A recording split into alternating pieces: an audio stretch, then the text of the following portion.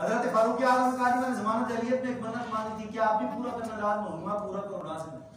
اور آج کل کے پیران نظام جی مجھے تو کیا کہتے ہیں کہ کوئی طریقت آتی نہیں, کوئی جنات کا کوئی دوسرا کوئی طریقت کا کوئی مسئلہ ہوتا ہے تو میں مولانا ہاشم صاحب کو فون کر کے بھائی آپ پیر ہیں مجھے بتا دیں, ان کی رہنمائی ہو جاتی ہے, سارا حساب کتاب یہ جانتے ہیں لگا کے, سارا عامل بھی ہیں عالم بھی ہیں, اللہ کا فضل ہے, پھر وہ مجھے بتا دیتے ہیں. یہ بڑا مسئلہ ہوتا ہے جی.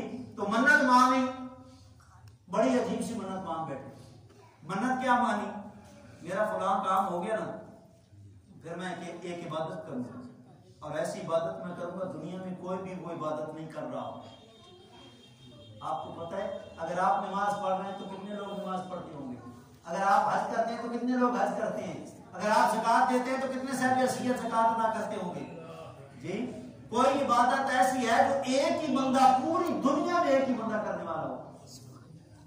اس بندے نے منت مانی, بغداد کے سارے علماء چھان لیے, بغداد کے خط و خال سب کا جائزہ لے لیا, جس کے پاس گئے وہ عالم دین حیران کے لیے یہ منت کیسی پوری کرے, اس کا کیا جواب ہے جی.